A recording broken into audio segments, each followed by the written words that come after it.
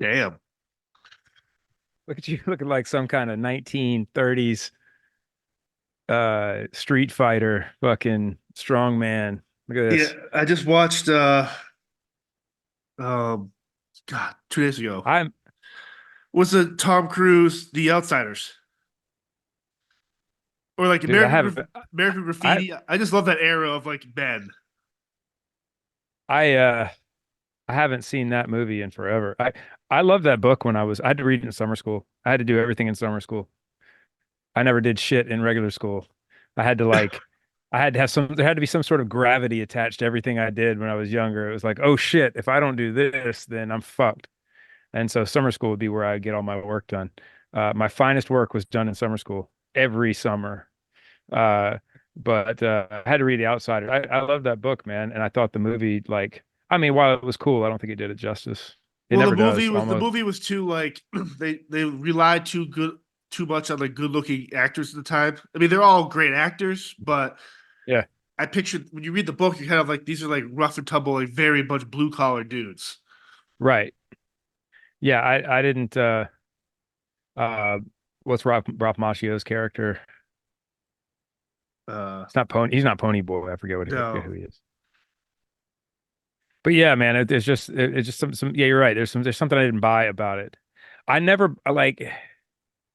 This is going to sound really messed up, and I am actually a Patrick Swayze fan. yeah, But even in Roadhouse, which is my favorite Swayze movie, I could not buy him as a tough guy.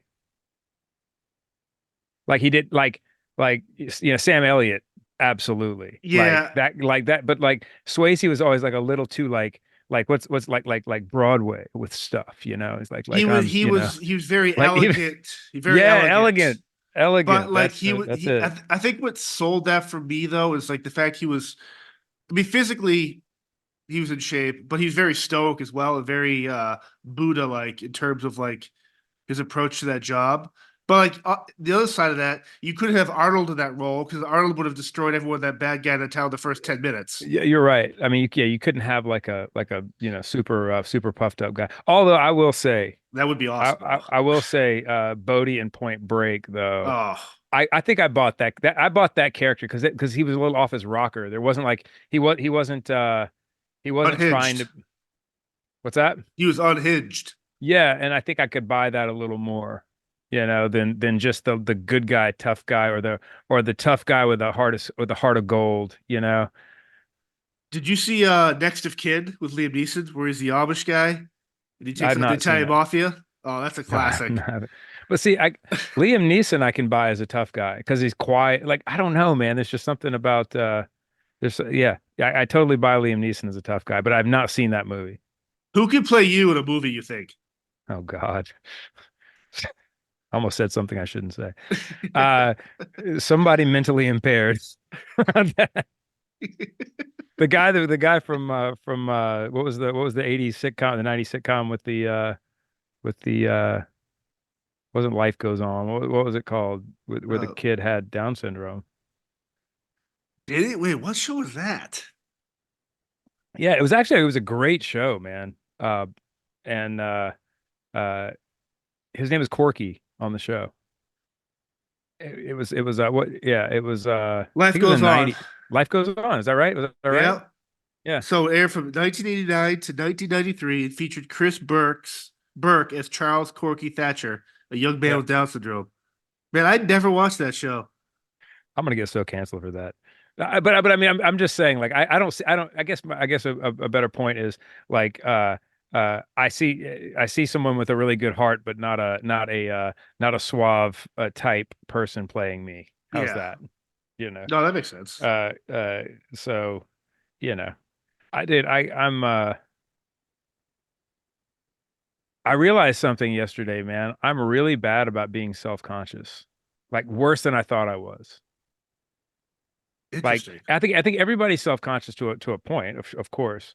I had a this was awesome, man. This girl, Kelly and I went out to Kelly had to work in the barn yesterday morning, and I was working out here in the studio. And when she came up for lunch, I was like, "Hey, you want to go get some brunch somewhere?" You know. So we got in the car and we drove up to this place up the road, and we were seated waiting to get our food, and this girl and her mom walked up, and she recognized me and was very, very sweet, man. Awesome, awesome person. They actually ended up getting seated next to the table next to us. And what's interesting is she said that she had paid for a meet and greet for her and her dad before COVID when we were going to do Deep not- dive. yeah, the deep dive tour, and they had to cancel it. And I was like, well, this is better than a meet and greet. Like, so we were like, they literally were sitting at the table next to us. But I think this just because she was such a huge fan, like I was totally self-conscious about everything I was doing with my eating. I was just like, oh Oh, God, am I gonna look like a savage? Am I gonna like should I be like more dainty about how yeah, I'm eating? yeah. It's so wild, man, Should I how use a your fork? brain, yeah, should I use utensils at all? Like just change it up and actually use That would have been utensils. funny if you went over the top the other way, where it's like did everything wrong. Well, but that's what I felt like I was doing. I was like paying attention to how I drank my juice. It's like who does that, man? Like my brain just in those moments I question my intelligence level like 1,000%. I'm like, am I?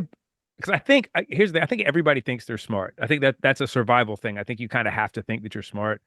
I think that I'm pretty intelligent, but it's in those moments that I'm like what is this, like what part of my psyche, what part of my brain is controlling this? Is this uh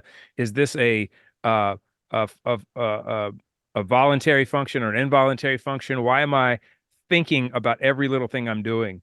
Like it was almost like I was on stage again, but I was eating my breakfast, and it was so wild. And again, man, this girl couldn't have been she and her mom couldn't have been sweeter, and they were awesome. And she's going to college to be a psychologist, so we talked about that because I'm way into psychology, which naturally I'm questioning myself in that moment. I'm thinking about the psychology of what's going on. I should have just asked her. She's almost done with school. uh but yeah, man, like do you ever get just like wildly self-conscious like that or not? I don't think you would. I mean, look at you right now. Look at you, man. Yeah, I'll You just just go. got you got I'll go I right to know. I'll go right to the post office after this. I don't give a shit. No, You're I don't. about to crack. You look like you're about to crack kneecaps on somebody and throw them in the back of a '76 Cadillac. I'm gonna fight Dick Tracy later tonight in the streets. The not really. I don't know. I mean, if you're like, I'm conscientious of it. If you're in a suit and you're eating something, I don't want like a spill something on my clothes or like stuff like that. But like in terms of Yeah, like acting different, you're gonna get me as I am. I'm not gonna act like a savage at a funeral or a wedding per se, but I'm not gonna. right. I don't want to. I don't know. I, I'm to the point now where my life where I'm kind of like just be yourself, and if you're not accepted or people question the way you're acting, it's like, well, Yeah. I'm just being who I am. I- Yeah, man. I think that we've talked about this, like where I am more comfortable with being myself for sure than I ever was. Yeah. Like I'm fine with like I'm gonna wear what I want to wear. My hair's gonna look how it's gonna look. You can think whatever you want to think about me, but in that moment yesterday, I started thinking about psychology. Nothing had nothing to do with the girl talking about how she was gonna be a psychologist, but I'm thinking about the psychology of why I'm so self-conscious. And I'm like, is this okay? Back to childhood, and like we've talked about this. I was relentlessly picked on all the time in school. So is that like a survival thing where it's like, oh man, if I don't act like I better act right or else I'm going to be thrown out of the tribe, you know, and I'm going to be on my own. I mean, is that what it is, or is it the fact that I'm wondering if this person expects me to be a certain way because they're a fan? Like Well, what's the difference between you on stage and you off stage? What's the one thing a fan would notice most? Because that's primarily where they see you most outside of well, podcast interviews. yeah, I'm way more outgoing on stage than I am in my daily life.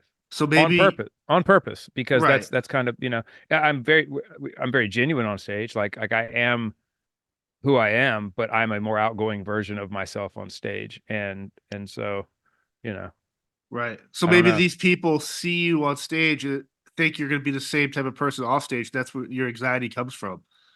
maybe. But the thing is, one thing this did actually remind me of is when I did the stage played meet and greets that I did on that one tour, Yeah, last year. and I would sit down with people for like 20 minutes or so and talk to them. I really actually enjoyed that. I enjoy sitting down with fans and talking to them one on one, kind of like what you and I are doing right now. And I don't feel like I'm having to be more outgoing in those moments, you know. I feel like I can just I'm really being myself. I'm being a more conversational part of myself because I'm terrible at small talk. So I try to zone in on something that maybe some commonality that we have together and we can talk about, or something that, of interest to them that I can be interested in. And that way it's not such a, we're not talking about the weather or anything like that. Um, but I wonder if it was the food thing that threw me now that I'm thinking about it. I'm like, because when we were done eating, they were just getting their food. And so then then of course I start chatting her up about what she's doing. And that's when I found she's a psychologist or going to be a psychologist and everything. Uh, but, uh,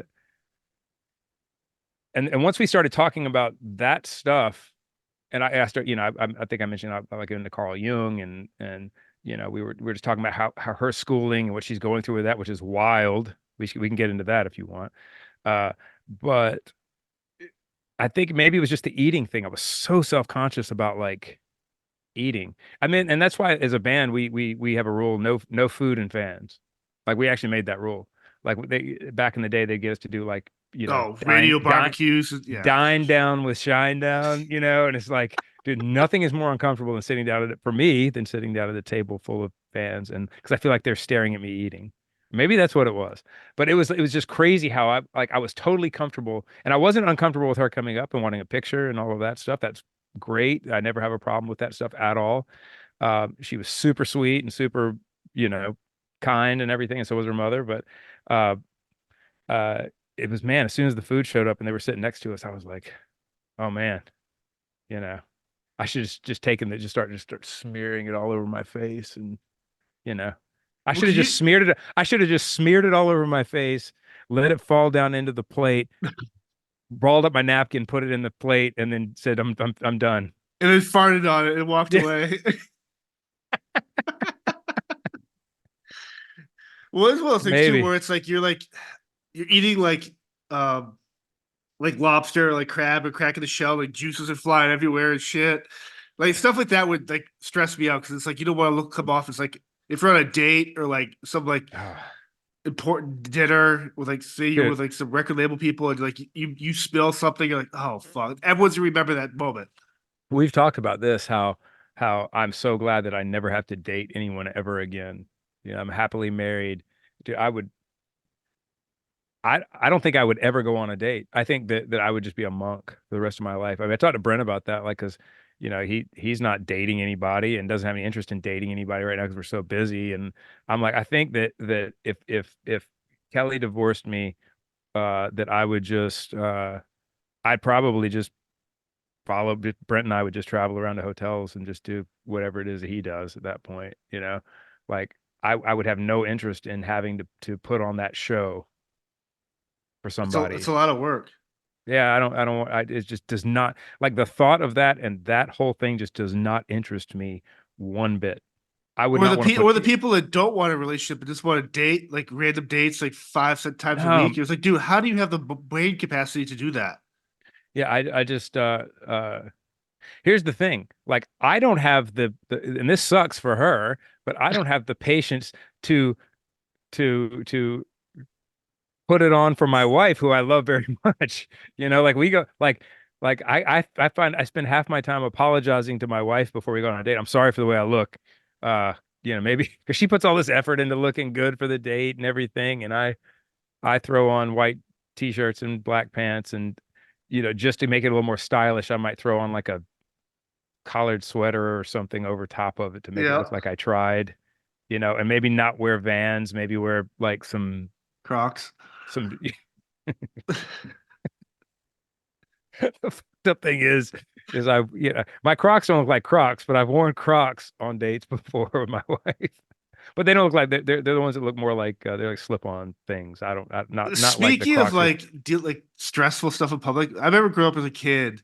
My mom would make me wear sometimes penny loafers to school, Oh God, dude. and like it was like the fact that there was an actual penny in Mm, there, it like stressed me out to the yeah. point where I'm like, Well, Mom, I'd rather be homeless.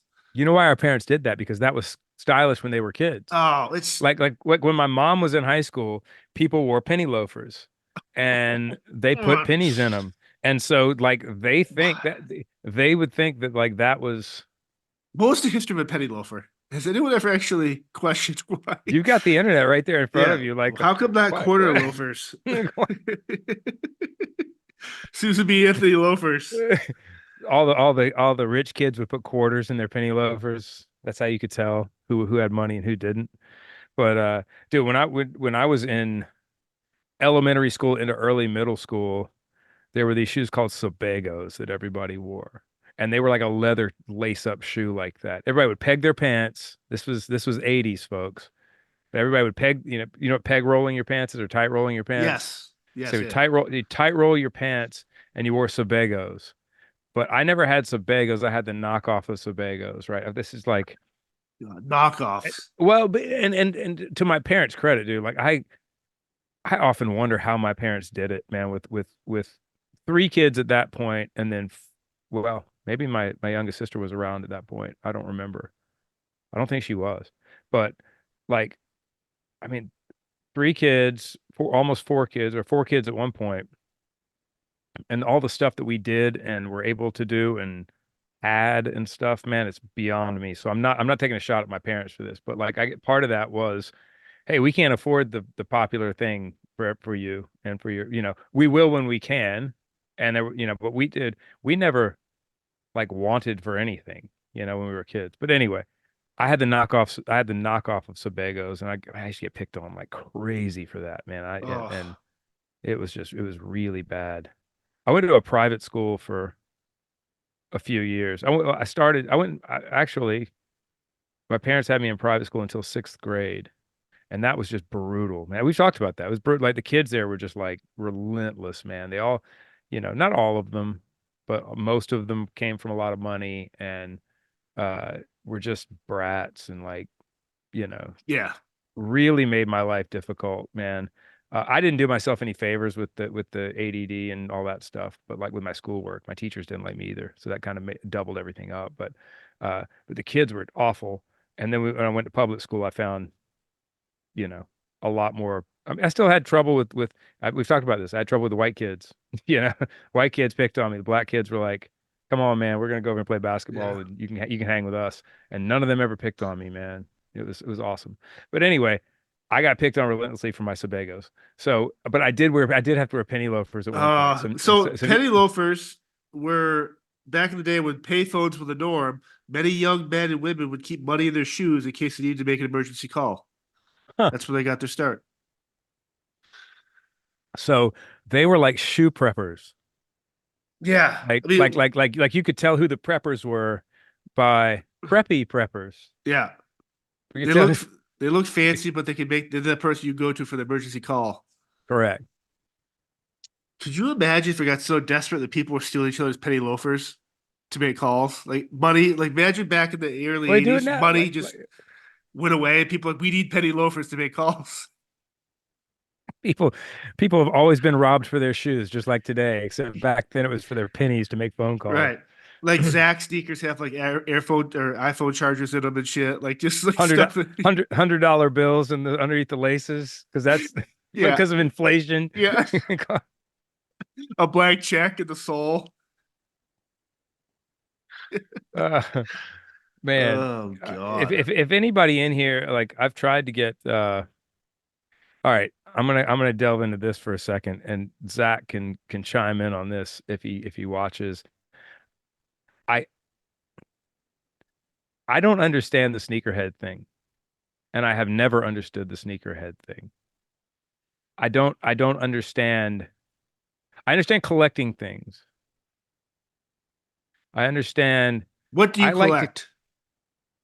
Studio stuff? Gear stuff? studio gear and guitars Yeah. and instruments. I like odd instruments. I like instruments that are like wacky Yes. Yeah. that perhaps I could make some cool sound with in a recording and so like anything off like any kind of like odd instrument that um I found a guy that makes flutes out of PVC pipes and he can make them sound like he makes clarinets. They sound just like clarinets and they sound just like Wow. oboes and stuff, but he makes them all out of PVC. Uh, I'm planning on purchasing a couple of those because I find that interesting. That's awesome. Um, But yeah, I collect that kind of stuff, man. Like I've got a room full of gear, guitar pedals. Like I collect guitar pedals like crazy. I love finding a guitar pedal that I think might sound cool, but I have no idea if it really will, and then never plugging it in until I'm at a point in the creative process where I'm out of ideas and I just start grabbing pedals and I have no idea what they're going to sound like. I have no idea what I think they might sound like, but I really have no idea. And then I plug them in for the first time and see if it sparks something. Um, so to me that's useful, right? Gotcha. Um, and this isn't I'm really trying to understand the sneakerhead thing. It's not that I'm taking a shot at people who do it. Uh, but it just seems like like the people who are sneakerheads wake up one day and they're like, I need something in my life. Right. I'm gonna collect sneakers. Yeah, but like some of the stuff Zach owns, he wears. I'd probably say he probably wears 75 to 80% of his shoes, but the ones he doesn't wear because they're too valuable to wear. But why? I guess yeah. I don't know. It's a weird because you when you collect something, you probably don't want to like if you collect comic books or old books or baseball cards, like you're not touching them, you're not play, you're hiding them away, right? Thinking they're gonna Yeah, appreciate value, well, right? like Rickard, my friend Rickard, who my Comic friend, book nut he's my lover. he's my he's my other half, Eric Rickard. He and I have been friends for 30 years and we played in bands together and he has been my help and my confidant in the studio for 20 plus years. He and I he's worked on every Shinedown record and every record I've done. He's a great engineer in his own right. He is a comic book nut and he collects comics. Here's the thing is again, it's useful to him. Like he gets he gets a delivery of comics in a box once a month and he um reads every single comic that shows up and he keeps up with stories and he follows the series that he wants to follow until they end. Some of them have been going for years and he keeps up with them and he knows and he can tell you he's a photographic memory with every single storyline. If you have any questions about comic book, he can tell you who, where, what, when, why, how about any character pretty much. Uh, it brings him joy, which is an important thing with even with Correct. with the sneakerhead stuff, right? It's got to bring you joy, and I'm sure it does bring people joy. Uh, but with him, it's like it seems more purposeful because he is reading and consuming the thing, and once he's consumed it, he bags them up and he hangs on to them, and he's got boxes of them. He's got the he also does the same thing with action figures Yep. and toys and that kind of thing. Uh, that's a little more akin to sneakerhead for me, right? It's like when you buy the toys and you keep them in the boxes and you don't unpack them and you don't, you're not going to play with them. Like that's why like I don't have any valuable toys, Star Wars toys, because I ruined them all when I was a kid. My mom I think still has them. My Transformers and my GI Joe and my Star Wars Well, it's okay and He-Man. Those were the four. because Kathleen Uh, Kennedy destroyed Star Wars recently, so well, not recently. She's been constantly destroying Star Wars. Yeah, I'm done with. I canceled my Disney Plus actually. Um, I did. I canceled it. I was like, all right, that's it, man. I'm finished. You're writing. You just this is terrible. Uh, but so I'm done with. In fact, I had Star Wars stuff that I hadn't watched yet. I hadn't watched it. I was still had to catch up on 2 seasons of Bad Batch and everything else. But I was just like, you know what? I don't care anymore. Like you've made me not care now, and so therefore I'm done. I'm gonna find something else to occupy my downtime. awesome. Uh, so, but yeah, so I guess the toy thing is I can liken to that. But believe me, man, I understand. I guess I'm maybe answering my own question now about the sneakerhead thing. Like I understand the getting. It's the excitement of this, the chase maybe of getting something that you didn't think you could get, or getting something that's rare. Yeah, super Um, limited. Like how many people get yeah, if there's 100 pairs of shoes or 100 bass pedals, and you right. have one of them or two of them, I would feel But I'm gonna use it, and I'm yeah. gonna use it often, and like I think about people who You're not collect wearing vinyl. a super rare shoe. You can't. Why would you? No, dude, I've still got one of the attention shoes I've never worn is sitting in the top of my closet right now. Then I know how much it's worth. It was been worth more than it's worth now. Uh, but it's just sitting up in the top of my closet. I'm never gonna wear it. And uh, but so but again, like if you collect vinyl, you're gonna listen to the vinyl. If you're gonna collect comics, you're gonna Correct. read the comics. Yeah. Uh, uh, so I don't know. I guess the coveting something and hiding it away doesn't appeal to me. Like it's just me. Again, I'm not casting stones at people who collect. I like to share things, right? So like if I was a sneakerhead, I think that if I had this badass collection of shoes, I would want to share them with people like somehow, like do like a shoe, like a storefront shoe store that slash you can come in and not, some of this stuff's for sale, some of it's not, but like look at these rare shoes, and like be able to like share the joy with people. I don't know. I like the I just idea of don't, like the where it's like those old libraries, these old like book places where it's like bring a book, leave a book, take a book, whatever it is. Be kind of right. cool to like leave a pair of sneakers, and if you need a pair of shoes, you take that pair of shoes and walk out there with them, or I don't know. Like How, how how fast would that get stolen? yeah, I mean, people are gonna steal shit anyway. I mean, we have a Nobody's gonna steal a book. yeah, because That's what's sad. it takes work, right, to read or Yeah, that's what's the sad. Nobody's gonna steal a book, but they're gonna steal shoes in 2 seconds. yeah, it's weird on commodities, right? Like reading and like that type of knowledge. If it's knowledge based, people it's just gonna collect dust. I well, I've been thinking that let me start this again. My brain, I'm sorry if my brain is not working properly this morning. Um, I've been thinking an awful lot lately about wisdom versus knowledge. And you have knowledge. People conflate the two. When I was younger, I conflated the two. Like I have knowledge of things, but I had no wisdom whatsoever. And the older that I get, the more that I crave the wisdom than the knowledge. And I realize how much, I can't say it's more important, but how really living and understanding the world is a combination of knowledge and wisdom. And uh knowledge is in books, wisdom is in the ether, right? And that's a thought that kind of came to me while I was doing a workout a couple of days ago. Wisdom is in books and it's tangible. Sorry, knowledge is in books and it's tangible. You can read it, gain knowledge, but the wisdom of how to use that knowledge, how to be wise with what you know and what you've learned is almost spiritual. It's like it's in the ether. It's around us. It's from God, I think. Wisdom comes from God.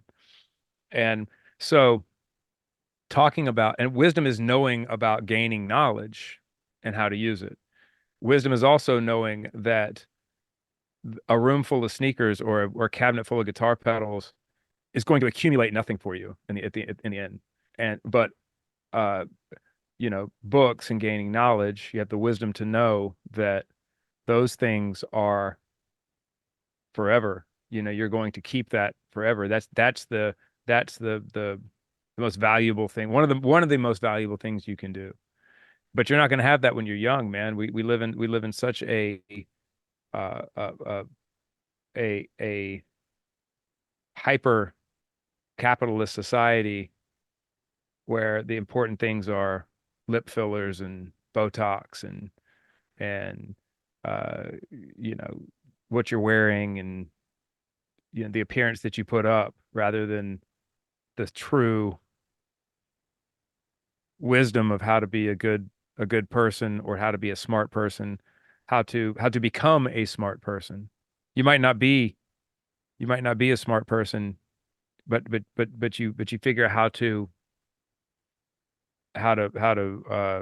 draw that knowledge and that wisdom to yourself. You figure that stuff out when you get older. Just like a lot of people figure out their spirituality when they get older. They start realizing that, just like myself. I grew up in a very religious household. It was awesome.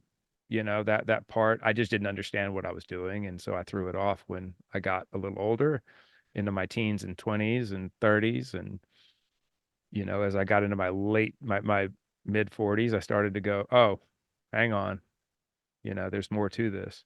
I just think that stuff comes with age. It's very rare to find people who in when they're younger uh place value on wisdom and spirituality and knowledge. And uh so I don't know how we got off on that subject, but Yeah. that's why that's why sneakers are more important than books to most people. It's like they're so concentrated on and earthly things and on keeping up with the Joneses and uh Well, so say if I'm Nike or New Balance, whatever, something I do a limited run of shoes, those shoes are never translated to a different language or dialect. Like they're those are the 100 shoes that anyone in the world can get. When you get a book, in order to have access to the knowledge or whatever the wisdom of that book, it has to be translated to your language to fully understand it. And I think there's a process, like there's the amount of work that goes into. I'm trying to think. I had David Morrill on Spirit Talk. He's the author of First Blood, the introduction of Mhm. Rambo, Yeah. and that book is translated, I believe, into 50 languages. It's one Wow. of the largest books of that kind to be translated that many across the globe. And what I thought was so cool about that is that if you wrote the book in just one language, you only have how many people speak English, right? But the fact that it's accessible and you can pull the story in different languages and make it enjoyable for everyone is kind of why I think books and stuff like that. Books are like the one thing where you can just like it takes work to get access to it. Like you Yeah. just can't like I mean, sure you can buy any book you want, but to actually read the book, to actually physically read the book and understand it, you have to have it either in your language or the amount of work that goes into get it to where you could enjoy it. Where a pair of shoes, unless you're Helen Keller, you can see the colors, right? I mean, not. I mean, you could, you could, you could physically put it on your feet, unless if you don't have feet. So it's I like, almost Oh man.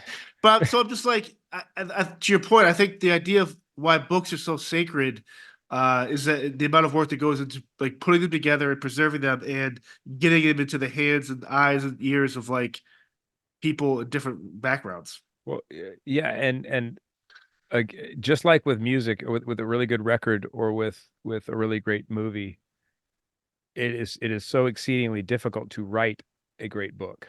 Whether it's fiction or nonfiction, it doesn't matter. Correct. To be able to articulate a thought, a concept, tell a story in a compelling way is not easy.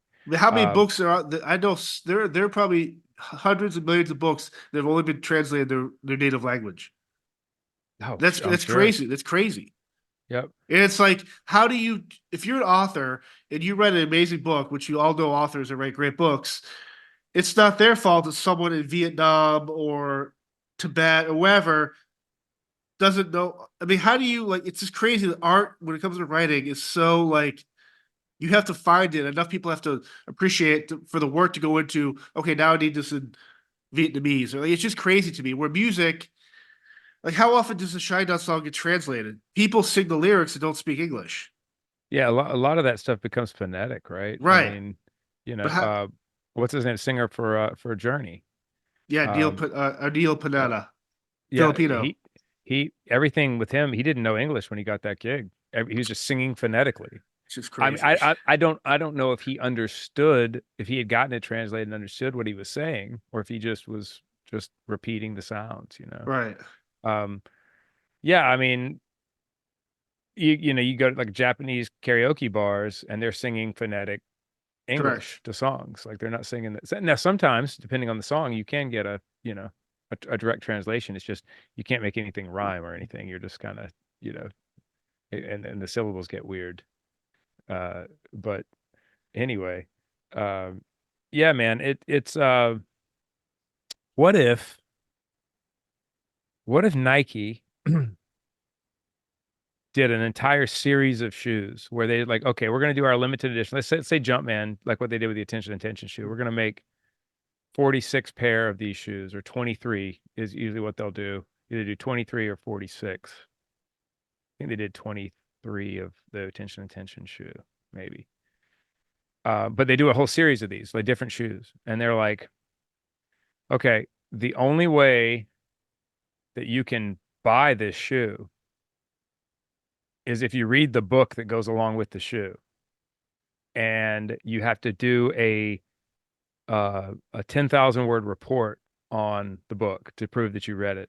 And we're going to put AI, uh, there are ways now to like detect if you've used Yeah, yeah. AI Yep. to make it, and we'll know if you plagiarized it from somewhere else. Like you have to make an original report, and there would have to be a way to know that you did it and so you didn't get somebody else to do it. I'm not saying I've got this all figured out, but you'd have to do that before you could even be eligible to buy the shoe. Yeah. Oh, it'd be rad. Now, unfortunately, and what if they made them affordable? Like, what if it was like, what if Nike did this? Don't make it limited edition. Make like get some different people to design some shoes. Like get Drake to design a shoe. Get Zach to design a shoe. Get some of these sneakerhead people to design shoes, or rappers, or Yeah. musicians. Banksy. And bank, yeah, right? But like whoever the kids like these days, Kendrick Lamar. Yeah. Kendrick's Crossfade. a Ken, love crossfade, man. Yeah. Kendrick is a really intelligent guy, right? So Super. Yeah. so get these people to pick the book. Each person picks a book. Each person who designs a shoe. And in order to purchase that shoe, you have to like take it upon yourself to do this report, right? And don't make it limited edition because that would defeat the purpose of getting it out there. It would be too expensive for kids to buy.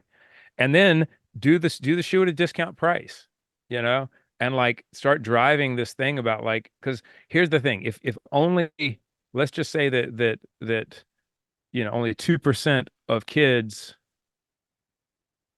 let's say out of a million shoes sold, a million pairs of those shoes sold, 2% decided they liked reading. Well, that's what is that 20,000? 2% of a million, you Yeah. know? Yeah, so that means 20,000. I'm horrible at math, so I think that's right. Because 200,000 would be 10%. So 2%. Yeah. Yeah. Anyway, 2% of 20,000 kids would be like, I'm gonna read something else now, you know? I mean, Yeah. I that like kind that. of that kind of traction could really change the world. You know, you Well, never to to play not really devil's advocate, but we've met Tinker Hatfield, the guy that designs a lot of Yep. Jumpman stuff, and Yeah. super He rad designed. dude, super creative, super awesome. And so when he creates a shoe, whether it's 23, 40, say it's 100 shoes, that's his singular piece that goes out in different sizes. If you're Van Gogh and you do Starry Night, you're only painting one Starry Night, right? It's not like a Well, hundred other copies of it. well, they're prints of it. You Right, can buy, but I can if buy, I can buy a print of Starry Night. right, but you're not buying the original. You You're can not get buying the original. knockoffs of sneakers. Like you get a knockoff Shinedown right now that Yeah, well, I guess the difference is well, Tinker is making maybe they're making the first shoe before they send it off to be mass produced, probably, correct. right? Gotcha. So Yeah. that maybe that first pair that he oversees the making of is like his Starry Night, and then the rest of Right. them are prints. Reproduced. I I I, I can just don't know. I imagine don't know how it though, it's works, like but when you look at like somebody like Van Gogh or Michelangelo, like they had in the back of their mind, I, obviously I think they knew they were good, right? Or did they was that at what point did their art become so like historically significant where people were like, this is awesome. Like I don't I I don't know how many of those artists were well known in their time and how many of them became legends after they were dead because that happens, right? right, It's but like like, what makes art famous? Like 30, 40 years from down the road, people are gonna hear Sound of Madness for the first time, and then maybe that whole generation is like, holy fuck, why isn't this band yeah. legendary status? Well, I mean, that could happen, maybe, uh, there are so many artists that weren't, that were poor in their time. They had no money. They had no anything. They died poor. And then later on, people discovered that they were brilliant. And I'm not saying that we're brilliant and we're going to be discovered as brilliant. That's not my point. I'm not comparing us to Right. Michelangelo or to, but I think Leonardo da Vinci in his time was considered people knew about him. It's funny. I was talking to Rob Pryor yesterday on the phone, and I told him we were talking about art history, and I said I know nothing about art history, so I will reiterate the fact that I know nothing about art history. But maybe look it up. Look up to see which famous artists were not revered in when they were alive, and which ones are, which ones were and were not revered when they were alive. Um, well, I guess Michelangelo would have to be revered to have done the Sistine Chapel, Right. Because right? he was hired to paint that, Yeah, right? he was Yeah. hired to paint the Sistine Chapel, and was he? I guess he was hired was he hired to make the statue to David? That's Yes. his, right? Yeah. So I'm sure he was, but I mean, Van Gogh, what he cut his ear off, right? So Claude Monet was frowned upon until he died, and then they realized how prolific he was. Hmm, Uh, so Michelangelo, considered the greatest living artist of the Renaissance, he was patronized by the Pope and the City Council of Florence. He was okay. commissioned to paint the Sistine Chapel and the Statue of David. Van Gogh was not appreciated during his lifetime. Yep. Da Vinci was, because he had a lot of engineering and mechanical designs Yep. that um, Picasso was. He was people loved him. Dolly, people loved him. Yeah. Andy Dolly was. Warhol was not well received until years down, till close towards his death. Interesting. I mean, it's just But he, but crazy. he, but he, but he was Warhol was accepted by the pop culture for sure, though, Correct. at the time. Not like actual like museums and stuff. Like, people frowned I upon it that way. I tell you who I just discovered. I was talking to Rob about this, man. There's an artist, last name Basquiat, who was around in the 80s, and hung out with Warhol. Look him up, John Paul Basquiat or Jo- uh, this African American kid, man, just like brilliant artwork, just like brilliant. Like I was very drawn to it. A lot of iconography He and has hair stuff. like Jay-Z. Yeah. But he ended up dying of a heroin overdose, I believe. Yeah. Um, He was part of the neo-expressionism movement. I discovered his stuff, man, and Jeez. I but just really brilliant. Like he was the original Banksy, basically. Like very street art type stuff. Um, but again, I think he was appreciated when he was alive, by the art community. I don't know how, you know. I guess he did some interviews and He stuff. I guess dated he did. Madonna. Damn. I didn't know that. Yep. Hmm. See, find these things out. But Warhol took him under his wing, Yeah. uh, and I have this thing about, dude. I'm very drawn to. The older I get, the more I'm drawn to artists and art. And I'm so privileged to have Rob Pryor as a friend. If no one knows about Rob, it's his last name is spelled Prior, Pryor. Uh, he's just become a great friend, and he's just such an amazing artist, man. And I've gotten to know some of the kids, some of his apprentices at his studio too. Um, and Naomi, and Cam, who's Rob's son, are both there, and others as well. But uh, it's so amazing to me to watch these kids and watch Rob create something out of nothing. It's really, really, it's beyond me anyway. Um, and they say the same thing about us writing music. So, but that's what drew me to start painting and to start making artwork and my art's terrible. It's not good, but it is something to try to take an emotion that I'm used to putting into words and take that same emotion and try to put it onto try to find a way for me with no talent in that way to get the emotion across of that I'm trying to get across. And just to watch them do it effortlessly.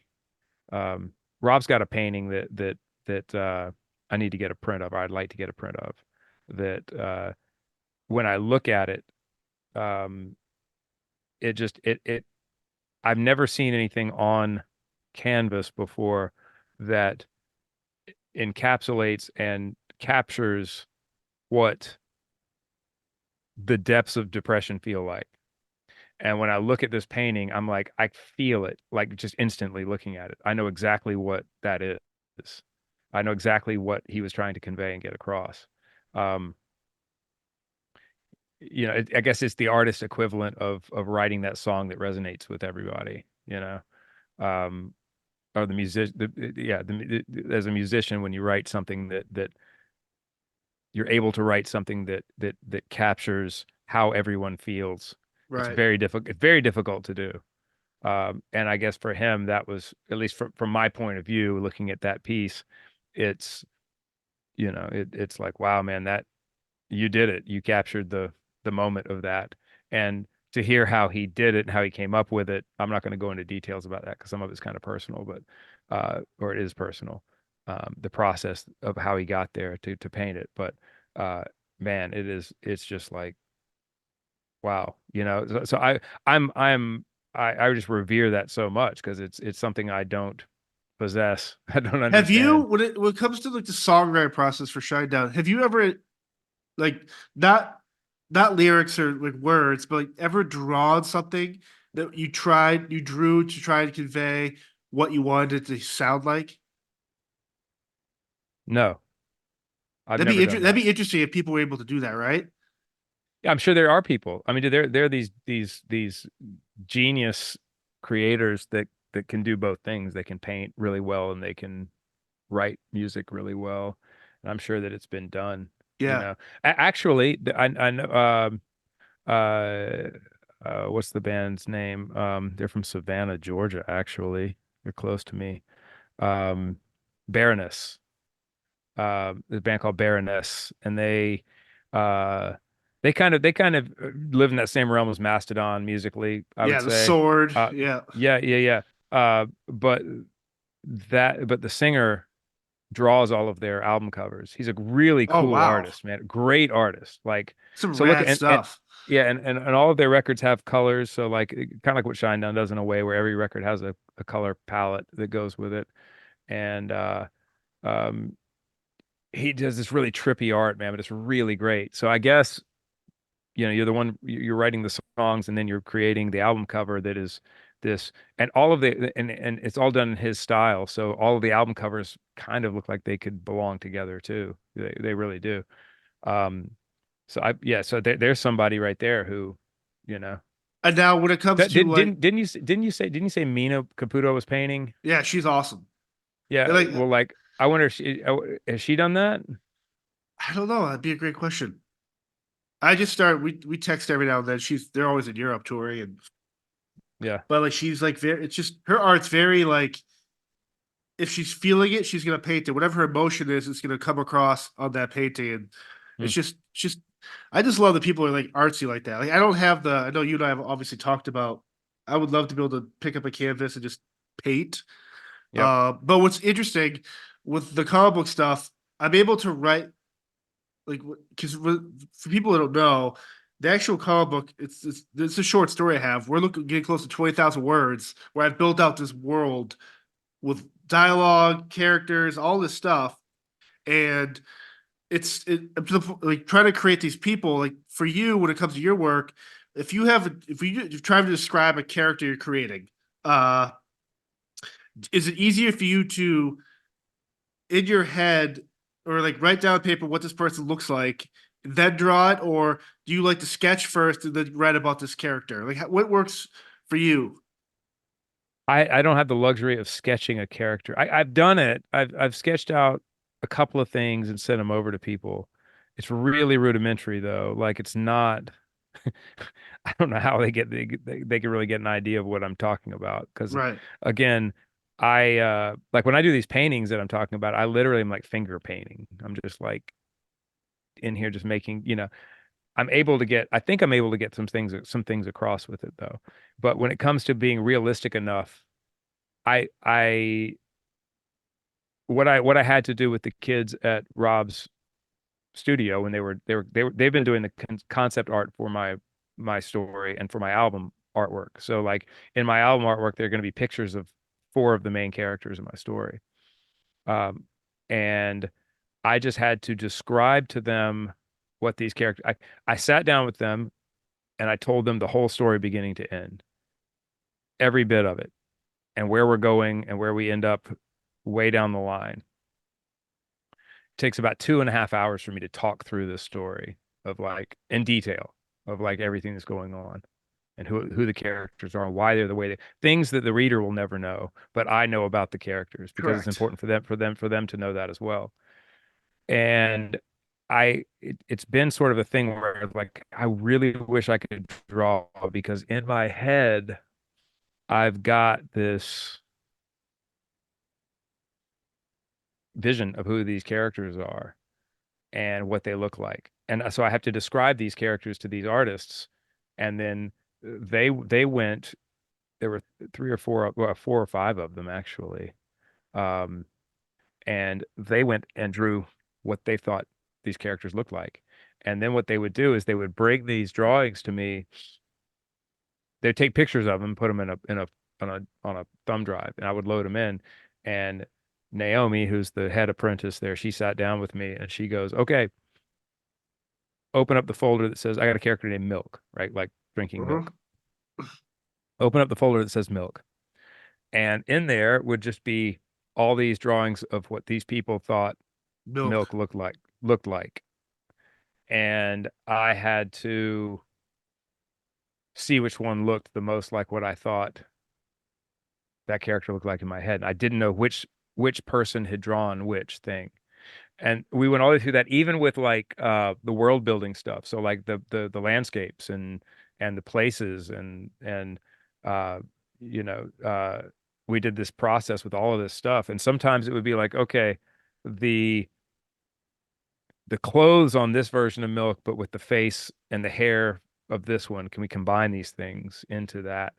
Sometimes one person would just nail something, man. Sometimes I would see one of the characters as I'd never seen them before and go, wow, that really encapsulates this character, but I never saw the character that way. That happened with I have a character named Azalea. And so Azalea and Milk are my two main protagonists. I have two protagonists in my story. Um, I had I had seen Azalea several different ways in my head as I've been writing, but I never really had a good, solid view of her. Um, and Naomi actually nailed. She threw one at me that I was like, "Holy crap, that's like." Yeah. I never really pictured that, but that is really like that captures the attitude. And I think so of course, she had aspects of what I had pictured, but and another one is this character named Jeff, and I didn't know what he looked like in my original sort of uh head canon of my character. Remember that character called the Max? Yeah. Remember the Max? It was like this Yeah. purple M sort of A like X X. yeah, like Yeah. sort of hunched over, round looking thing. I guess in my when I was originally writing him, I just kind of pictured him sort of like the Max in a way, and it was like, but I knew I couldn't use that, you know. So I had literally no idea and he has two different forms, right? He has like sort of a more human form and then more of a alien form that he changes into.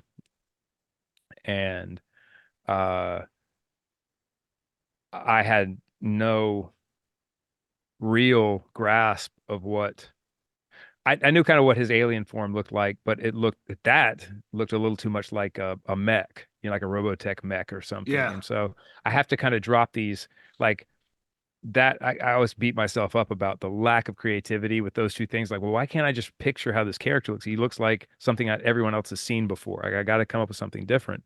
So having great artists around, I tell them these things like, hey, maybe it looks like a mech, but more like a more regal looking mech, or something. And in his human form, I don't really know. I know these couple of things about him, but that's it. And Naomi, once again, she nailed both of those things where it was like I never pictured him in either one of these ways.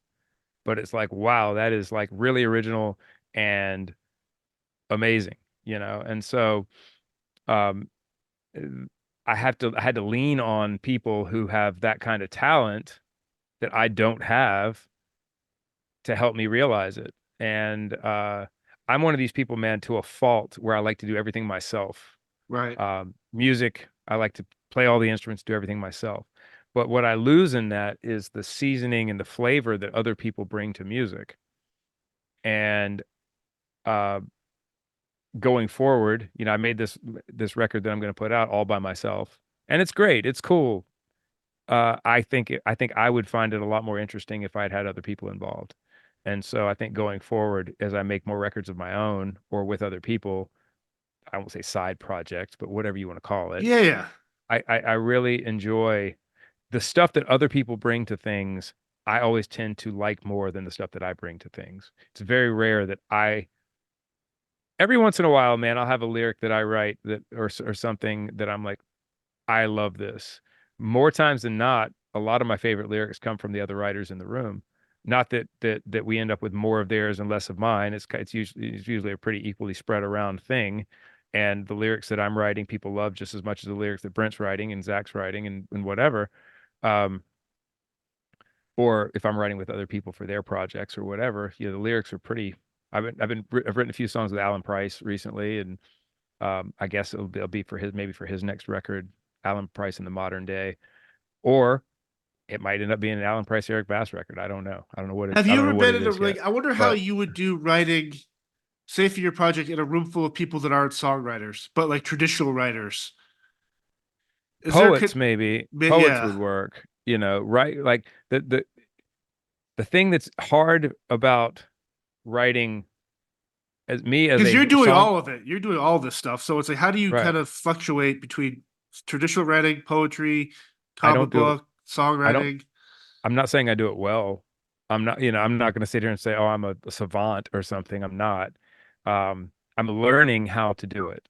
I'm not saying I'm accomplishing it or being great at it. I actually just talked to Eric Bishop a couple of days ago, and the the the uh the project that you and I have been working on and he's been working on and stuff, that's probably due here pretty soon. I told him, I was like, I need you to edit this for me because I have no idea if this is even good or not. Well, we have an So editor for that project. I know, but I probably need a pre-editor, I think. So because I am I would say I've worked my way as a lyricist from a C level lyricist to a B level lyricist to an A level lyricist. I'm not saying I'm an A plus level. I would, I put A plus level lyricist, and those people that just, you know, always spit out something profound and Yeah. great. I'm not saying they don't have to work at it, but I'm probably an A level lyricist, but I've had to work my way up to that point. And so you spend so much time on economy of words and trying to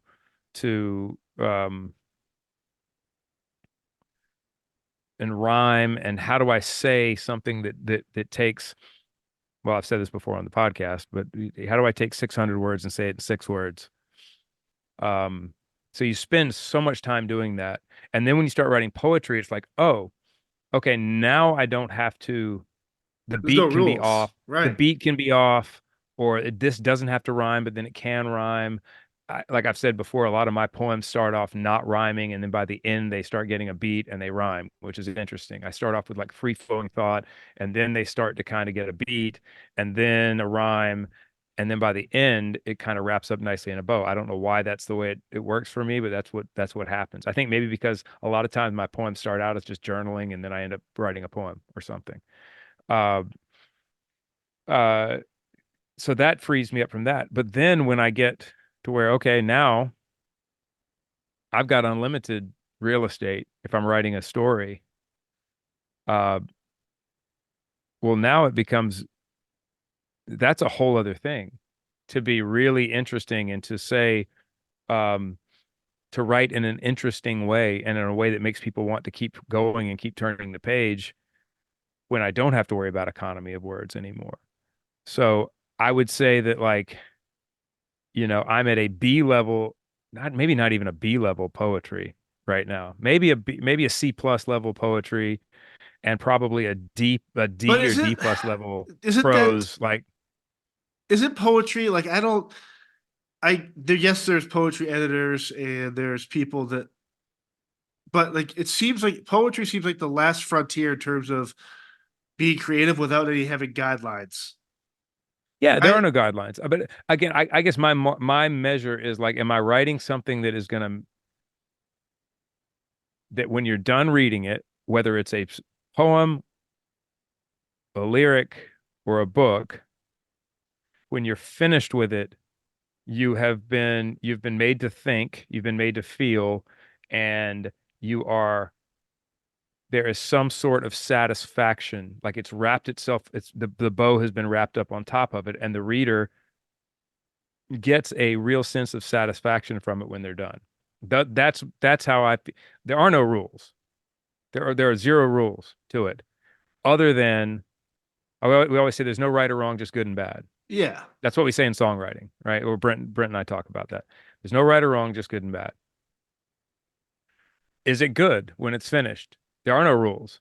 The only rule is that it has to evoke emotion. It has to evoke thought, emotion. Uh, uh, it has to cause some sort of real emotional, physical reaction when you read it. Whether it's horror or it's if it's horror, it better be horrifying. If it's if it's uh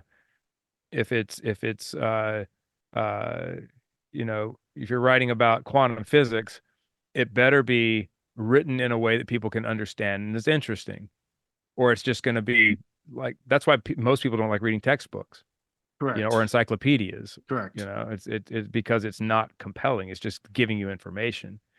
Um, that's why these things are difficult. You know, it's you know, it's why I'm so hypercritical of myself with it, With almost to the point of poetry, like I've read Eric Bishop two poems that I've written. He's the only person I've ever written, and I read one poem for Kelly one time. They're the only people that have ever heard anything that I've written like that. yeah. Um, you know, I love the fact that you've been putting your stuff up online, and it's caused me to think about that, man. I'm like, why don't you just start releasing? Like, I don't know. I talked to Rob about this yesterday, man. I feel like such a dullard because such an idiot because I have this block about releasing things to the world. Like I have this block about, and again, it goes back to we brought this conversation full circle to The being brunch. self-conscious. Yeah, to being self-conscious. Yeah. Like I'm at a point right now, and this is so dumb, so stupid, but like literally, like I'm I'm I'm putting the record out, but I'm literally have been at a point where I was like, I don't really care if it comes out or not. I just don't care, you know. And I don't know if I don't care because I really don't care, or I don't care because I'm actually more I'm more comfortable with it never coming out because I won't have to be criticized for it. It's almost like that's your Right. self-defense mechanism, that feeling. It's 1,000% what it is. Yeah. And so I'm the same way with these poems. I'm like, and the artwork is like, oh, I've told myself I'm going to release a book of the poetry and the paintings all at one time. They'll be in a book. And I love coffee table books. So I love the Yeah. fact that this could be a coffee table book with paintings and poetry and paintings and stuff that and maybe photography, just like this mix mash of stuff that I've done Correct. that I'm interested in. Um, but I probably won't do that, right? Because that means that I've opened myself up to criticism. Especially with the music, man, especially with my voice on this record. It's like I know that I'm not Brent Smith, you know, I'm not you know, I'm not some great frontman voice, you know, and I can hear it in there. I can hear the fact that it's I wish it sounded I wish that I were a better vocalist. And if I were a better vocalist, I could pull off some of the ideas that I had. And you know, Mike Patton was Gotcha. somebody that Mike Patton was somebody that I was like when I was writing this record because it is all over the map. It's got all sorts of different stuff going on. But I was like, well, that was my benchmark, not for vocal performance because I knew I'd never accomplish that, but it was my benchmark for it doesn't all have to be you know, cohesive so much. You know, it can be kind of different things. You know, you're writing like a rock opera, you're writing a record about a story. So it can be you're writing from all different characters' points of view, and uh, but again, it's like I know I didn't accomplish the things that I would love to have been able that I wish I had the talent to accomplish. Right. Um, and the playing too. Like I physically performed the drums. I'm not, it took a lot of doing. I'm not necessarily a great drummer at all. I had to do this a certain way. Um, but in that meant that I had limitations as to what I could do. Like if I had a great drummer, if I had someone like Barry or you know, uh, insert great drummer here, Right. they could have pulled off all sorts of stuff that I couldn't pull off. And so maybe the music suffers for that. Back to our thing about having other musicians Yeah. play with you as well. Um, but yeah, man, so being self-conscious about that stuff keeps me from wanting to release it. It's almost like I did it for me. It's safe with me. I don't have to be criticized for it. Doing Shinedown records is different, or doing records with other people is different because they're on the hook for it too. You know, Yeah. it's like it's like we're all on the hook for this thing. With my record, it's like, you're it, bud. You're the only one. And It's just especially since I mixed it and didn't master it. I mixed it and produced it and engineered it and did everything myself.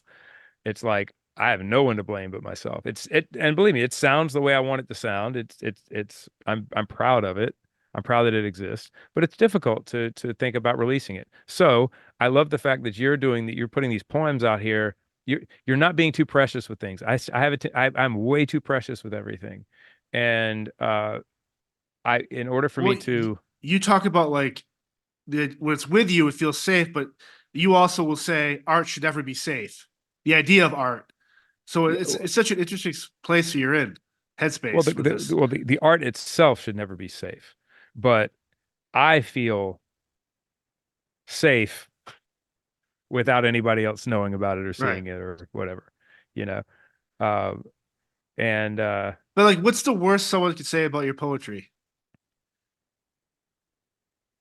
I mean, besides the fact that the critics are usually the ones that don't I write. mean, they can say it. They can say it fucking sucks. They can. I mean, and here's the thing. But back to what we were talking about earlier is I think there is some part of me, some part of my amygdala, right, my middle of my brain, the part of my brain that is there for survival, fight, flight, fawn, and freeze, or like the four responses that it controls. And there is some part of my brain that thinks that I'm going to be in some kind of danger, right? If I put this out, like there's literally like a feeling of again, like some sort of primal fear of opening myself up to criticism. Right. You're exactly right. What's the worst thing someone can say about it? Well, the worst thing they can say is it's a giant lump of shit. And there's going to be there are going to be people, they could maybe even say worse. There are probably some people out there who are brilliant linguists linguists who could come up with something better than a giant lump of shit. They probably really cut deeply into me about this thing that I've made. And it will happen. Like I can already like I promise you the record will come out, it will be out there, and the blabbermouth comments will be ungodly bad, right? For this thing. Uh but so what? So what's the worst? That's the worst thing. And but for something that I care about so much, if I'm thinking about it, I mean, that's horrible for me to think about, something that I put that much time and effort into. And I'm just an emotional cat, man. This is just part of what comes with with Right. with it. I don't ever read anything about Shinedown records. Like when they're done, man, when we put them out, I'm like, I don't want to know what people think about this. I'm just gonna Yeah. and I'll have to do the same thing with my record, although it'll be very difficult not to see what people think about it. Um, so I don't know, man. It's a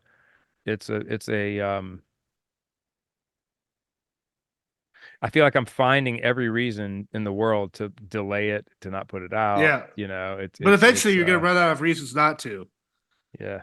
Well, I do, I've been in the middle of well, I talked earlier about the freeze response, the amygdala, Yeah. the part of your brain then, and what that does is I've had to educate myself on this. I've been in a place of I think maybe we've talked about this. I don't remember what we've talked about, but so I'm sorry if I'm boring people by talking about it again. But I've had an inordinate amount of death around me for the past two Yeah. years. right? And just constant every couple of months, like something shocking, not couple, but every few months, someone dies unexpectedly or and I have to deal with Aftercare and all that. another Yeah. another funeral and another, whatever it is. Um, so lately I've talking to Ed. It was interesting talking to Ed about this. Ed's our tour manager, very wise, sweet gentleman. Very interesting life. Ed was one of the first UFC fighters ever when it was just called cage fighting. Uh, he's a black belt in a couple of different forms of martial arts. Punk rock singer, Punk rock singer, soldier, military merc operator, mercenary. mercenary, uh, and Put it and this and way, tour between and Shinedown tour tours, he goes to Ukraine to get away or from music industry. or Iraq Yeah. or Afghanistan or wherever. Yeah. Yeah. But anyway, Ed's a little older and he's super wise, man. I really I love uh getting his counsel on things. And uh but he told me I was just telling him about like, man, I can't I feel like I'm like I have no drive right now. Like I'm in a very weird place. Like all of my ambition is shut down. And he goes, "You're untethered." And I thought that term makes so much Oh, sense yeah. because he said that when his parents passed, he became untethered. He just I said that's how I feel. I feel like a balloon. Like I'm just floating around and I have no direction for anything. I have no care about anything. This is why again, back to the record. It's like why I really haven't taken a lot of action with it because I've taken some action, but not a lot. I just don't feel the urgency about it. And I don't care almost about anything. I don't care about the Shinedown record the way I should. I don't care about the my record the way I should. I don't care about working out. I don't care about eating well. I look awful. I feel awful, but I don't care. Um, and that term untethered like really stuck with me. That caused me to, I don't, I need therapy, but I don't get it. I'm really bad about getting help for myself, but I will be my own therapist and I will go on YouTube and I'll look up things and I'll read about Yeah. things and then I'll apply it to myself and try to fix myself, which can be good, but it's probably not advisable. But I found this gentleman online and it said, I think the title of the YouTube video was, "Why can't I do anything?" And I was like, that's how I feel. Why can't I do anything? And I went on there and there was a whole video about what's called the freeze response. And I'd never heard of the freeze response. Well, I guess I'd heard of the four F's: fight, flight, freeze, and fawn. I knew what those were, but I never really knew what the freeze response was. Uh, and he starts talking about how the amygdala, which is the middle of your brain, it controls those four things. It has no idea on its own what's causing the trauma, but it just knows it's supposed to react in a certain way. And so it does so what that does is when you so what he sorry, let me back up a little bit here. When you go through incremental trauma over a long period of time, meaning this person dies, this person dies, this person has cancer and you have to take care of them for a year, while at the same time there's another person who has cancer who's living in your house and they're being taken care of and you have to take care of them too, and then they die, and then you know 8 months later you find your aunt passed away in her house and you have to deal with that, meaning these things just kind of build up suddenly and there's really no rhyme or reason to when it happens, but your amygdala shuts down your frontal cortex in a freeze response. So your frontal cortex takes care of everything you do. It takes care of Right. all of your, what I'm gonna walk, talk, eat, work, whatever. So your amygdala doesn't know if you're being chased by a bear or if it's this long-term buildup of stuff. It just reaches a point where it's like freeze. And you get to a point where, and what that does is it causes you to not be able to do anything. And if you have to do something, then you go into a fight or flight with that thing, which I've been experiencing. So I realized that I'm in this freeze response mode and I have to incrementally get myself out of it. So I went in and did a bunch of research on freeze response. And what they say is you can't beat yourself up about it, which I'm bad about. I beat myself up. Why I'm so stupid. Why can't I just do the thing? Why can't I just put the record out? Why can't I just write the song? Why can't I write the poem? Why can't I finish the story? Why can't I do, you know? Yeah. And they're like, that's always going to backfire on you when you get into those places. So you just have to do one thing. It's so infantile, but just pick one thing a day to do and accomplish it, and then be okay with not doing anything else if you can, you know. So I did that. I did that. I just started picking off one thing at a time. It's like, okay, I'm going to work out 3 days in a row, and I'm going to take a day off, and then I'm going to work out 3 days in a row. I'm going to take a day off. I started with that, so I've been sticking to that. And then it was okay. Go out, open up one of the new Shinedown songs, and comp a song of vocals. So I comped a song of vocals. And that's what I did. And I accomplished that. And that led to me the next day. Go out and edit some drums on a song. So I went out and edited some drums. And so I've been pulling myself out of it. And it felt really good to know what was going on with me, why I felt untethered and why I felt like I was just floating around. Um, but and it's actually caused me to kind of perk up and get back to work, which has been really good. Uh, so I'm hoping that, but it explained a lot to me about why I was having such a hard time with the record and why the record wasn't coming out and why I'd work on it for a minute and then I would just put it away and I wouldn't care about it. Um, and why I'd fall into these fight or flight moments when I was writing songs because I was kind of forced into doing the thing. Which may sound ridiculous to people. It sounds ridiculous to me. Yeah. Honestly, I'm a grown man and I'm having these issues, but it's real and it's really happening. Uh, so yeah, man, it's been so you take that freeze response on top of the self-conscious, and all the neurodivergent stuff that goes along with that stuff as well with me, and you know, it's been very difficult or it gets difficult to put myself out there like that and to put things out into the world and be okay with the criticism. But I understand, as Rick Rubin said, and this has stuck with me, is the art is not finished until it's put out. Like Yep. it's an incomplete piece until it's released. And uh uh so my goal is to finally put this thing out into the world and give it the best shot I can. And uh yeah, I have to pick a single, which is interesting because I never wrote a single on the record. The intention was never to write a single. I was writing a story. So there really isn't a single. And I'm being told, well, pick a single for radio. And it's like, How do you pick a single for a story?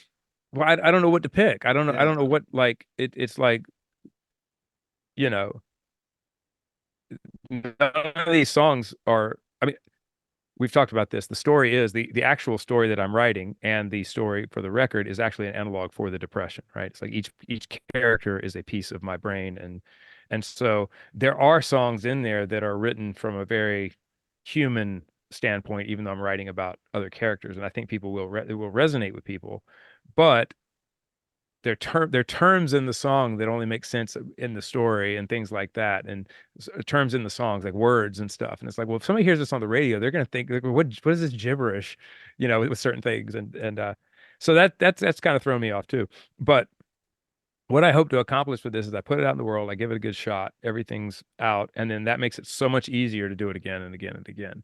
I feel like it's a dam that's holding back other things. And if I can just Why don't you just pick a get day of up, the week and just release a poem every day of the week, a certain time every week? Just build in your schedule. yeah, I could. Would I? I don't know. You won't. I always like collections of things. This is another thing with me. Like I love albums. I don't like singles. Like I don't like the thought of just, oh, we just release singles, or these bands that artists that they just release one song Yeah. here, one song there. Yeah. It's very very cheap. EPs. Yeah. Well, I don't mind EPs. EPs are a collection. Like I just think that if you're just gonna, I'm less likely to listen to a song if it's just a single. Like I'll hear the single and I'll be like, oh, that sounds cool. What's the rest of the album like? Oh, there is no other album. Okay, well, I don't really care that much about the single. And that's just me personally, right? It's not. It's probably a really good business model. It's probably a really good way to release music actually these days, with people's attention spans being what they are. But I've always liked collections of things, collections of paintings, collections of poems, collections of songs, and collections of photographs, things that are meant to go together. Uh, so that thought of like one poem a week, it's like I could do that and then maybe put together a collection, make it a collection. Right. Uh, and maybe that's what I should do. Maybe you're right. I mean, I love it. I'm sorry, I've been talking an awful lot about myself. That's not very, I know, probably put everybody to sleep. But like with you, like when you're, do you have a thought process when you're putting the poems out there, or anything No, like that? like Or they're are you spur. are you writing them that day and putting them out that day? I write those in 7, 8 minutes. Jesus, man. Yeah, Okay, I so can't do that either. something will trigger a memory or something like that, and then I will just write it. Hmm. And like very, I mean, obviously, if once it comes to the point where you want to put them on a book, you have to like edit stuff, and there's certain not structure per se, because there's no rules, but like just making sure stuff makes sense visually. Uh, but yeah, I'm 7, 8 minutes tops. I'll have a core memory of a breakup or a death or something. I know every time when I walk to the cemetery at night to do my laps and stuff, like they'll always trigger a core memory of death or childhood or my youth, and I'll take notes on my iPhone, and then when I get home, I'll think of key phrases and stuff. But I can sit down and pop one of those out. It's 5, 6, 7 minutes tops, and Hmm. I just throw it out there. That's why I'm very like some days I can write 10, 20 of those, and some days I can't write any because it's coming from a place where I'm once it's out of me, I just gotta get it out. Because it's weird Yeah. because when you think of a singular moment, like you and I have talked about certain things at your great aunt's house and stuff like that, your aunt's house, and you're kind of like these memories that you don't realize a specific memory you have triggers the memory of for other people. We've Hmm. all had a variation of that same memory, so it's kind of cathartic for people. I mean, selfishly, you put it out for yourself because like you just want to get it out, but if it helps someone else, and but that's for me, I think that's why art's really cool because you can kind of like just put yourself out there on the cross by yourself, and then other people are gonna fall like behind you, be like, "Oh fuck, man, this is kind of rad," or "Man, I felt this," or something like that. Yeah, man, I'm envious of the fact that you can just do that. Like for me, it's I handwrite everything in a book, and I just kind of have to methodically think through it like I'm thinking through writing lyrics. It's the same thing. It's like it's the same part of my brain. The poetry part is the same as the lyric part. Um, I'm trying to really make a point. Not every line can be, not every line can be metaphor. Not every line can be flowery and beautiful. But you're trying to put together something that I am trying to put together something that is going to invoke an emotion, and it's just a slow process. Like it takes me probably hour, 2 hours to write like a piece that I feel like is done, and then I'm going to look back at it the next day and kind of cross out this word and put a different word in or say this a Yep. different way. And it's just more of a methodical thing for me. And I might only do one a week, one every month, one every 2 weeks. I guess for me, you're talking about memories, and I don't write so much about memories. I write about feelings. Like I have a feeling about something, or I have I'm trying to describe, maybe that's a better way of putting it. I'm trying to describe something uh intangible. The same thing you're doing with a memory, right? But Yeah. I'm trying to put into words a feeling or an emotion or something like that. Something I'm going through in that way, I guess. And so I overthink everything, man. You know. at the end, people, that's one thing that we forget as writers or as artists or whatever is how accepting people are of what you hand them, you Yeah, know, if again, I wouldn't have ever thought that those things take you 7 or 8 minutes. I'm accepting of what you handed me, and I think it's awesome. And right, so it's as far as I know, that could have taken you 3 hours. That could have taken you 3 days. right. And I don't know if Um, the same outcome would come. Like for me, I can't sit on something. I'm the exact opposite of you, because then I'll start nitpicking words and oh, you will. phrases, and then I'm just like, well, fuck, why did I use this word, or this line would have been better in another poem I wrote 2 weeks ago. It's like, well, I didn't have it at that time, so it's like I just gotta get. I mean, but when it comes to like the comic book stuff, my notes are so extensive on blank pieces of paper. Then I'll look at all this stuff. Well, what the fuck does this even mean? And I'll try and create my own Venn diagrams, circling phrases on these notes to see if I can make what combination of ideas makes sense. Even though it's a Hmm. fantasy world, I still want to ground it in a sense of maybe this could happen, maybe not. I don't want it so far fetched where I like having rules when it comes to like the creative side of that stuff. Yeah. So it makes sense.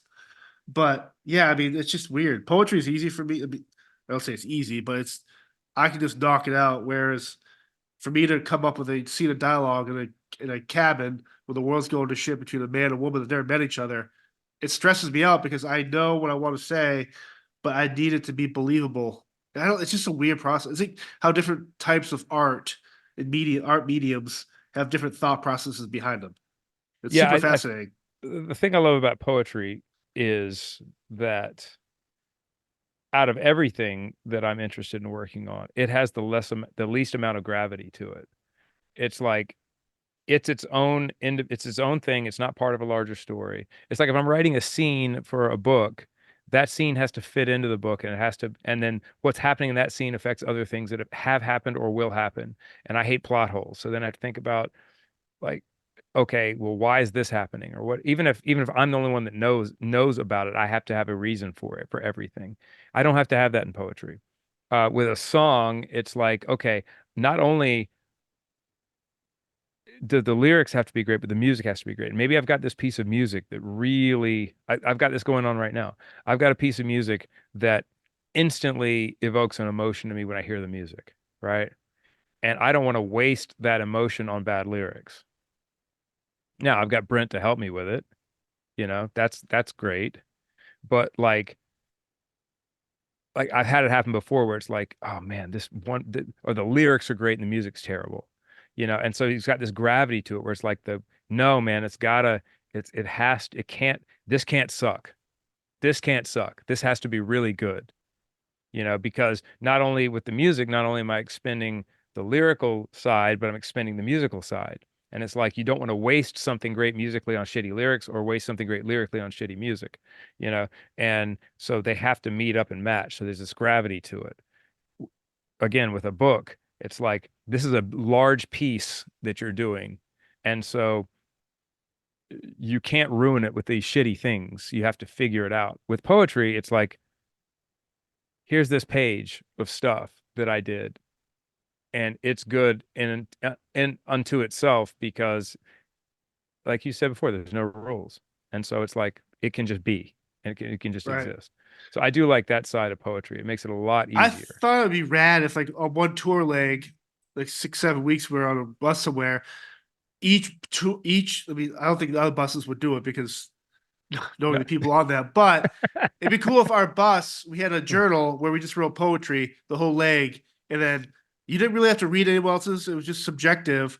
But it'd be interesting to kind of see where people were at on our bus, like based on like the type of day we had, and like just what they're writing about. And like, You could find one person on every bus to do that. yeah, I think it'd be kind of it'd be a cool thing to kind of release at the end of an album cycle.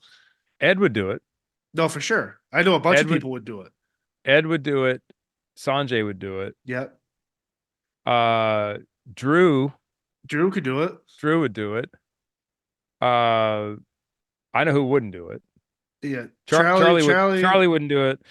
Ricky wouldn't do it. No, Uh, uh, uh, Andy might do it. I don't think he would. He might. But just don't put any just don't. Hey, you don't have to do this, but just this is something we're doing. It'd be super rad to like release a book of like this is just a writing of people on the road.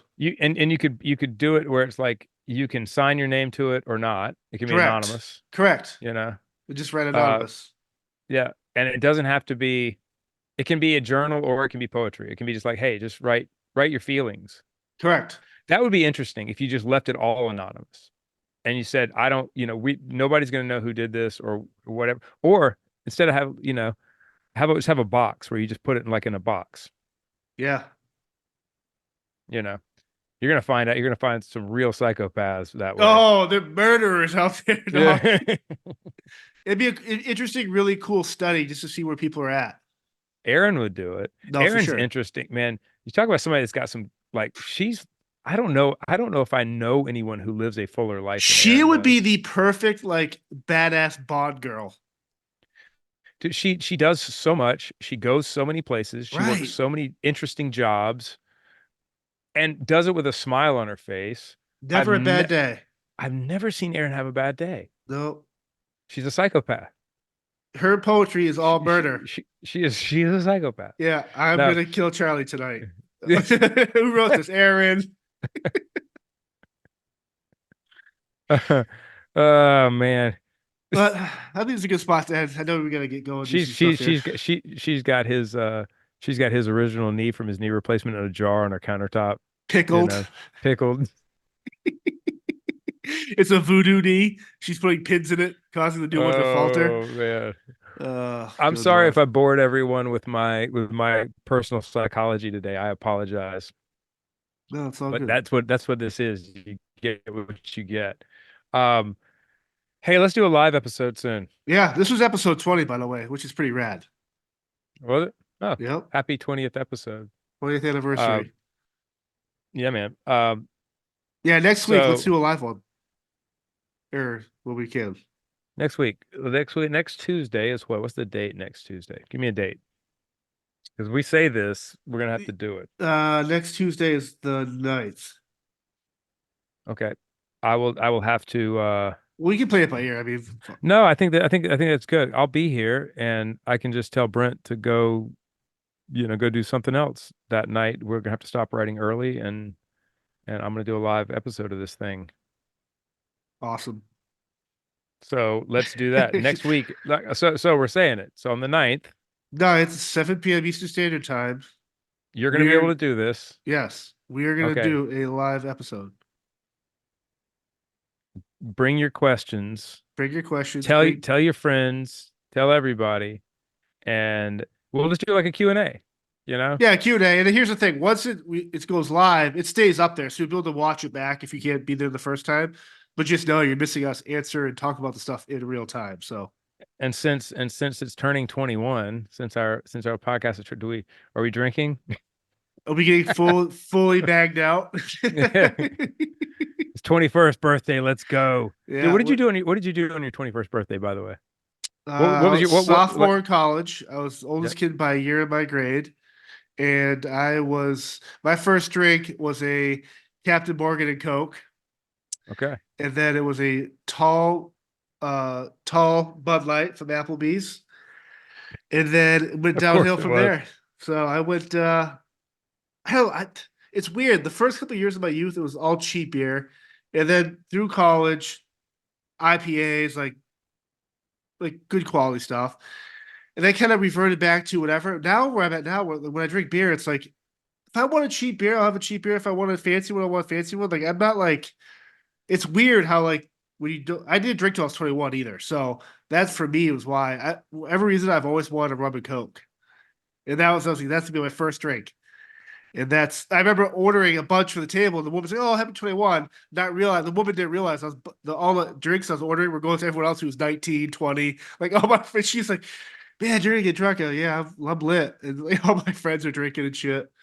Dude. Uh, I think I about love it. like my mother-in-law loved and still loves Malibu, right? Oh And god, I would drink that by and the bag, man. dude, Just and just when you say rum and Coke, like I think about Malibu rum and Coke because I just would drink chapstick.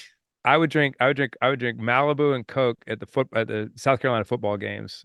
At the University of South Carolina football games, like when I was 19, she would take us we'd go to the college games, and I'd drink that out tailgating, and Malibu and orange juice. But like there's something about Malibu and Coke, man, that I always loved. And Yeah. now I think about how sweet that is, and I'm like, oh, Oh yeah, it's too but sweet. you know, yeah, I spent my 21st birthday. My band played a show at a club called Generation X, which was like a hardcore slash metal slash rave club that was here. We played a show, and then I went back to my drummer's apartment and drank old English 40s and watched Friday. That's what I did on my 21st. And while he went in the room and had sex with his girlfriend, and I sat on the couch by myself Watching and Friday. drank. Yeah, that's what I did that was my 21st birthday. Oh shit. Yep. All right. So next Awesome. week, Yeah, this week. July night, 7 p.m. Tuesday, Yep. Eastern time, Eastern Standard Time. live episode. We'll answer questions and stuff. Yeah. Good stuff. Okay.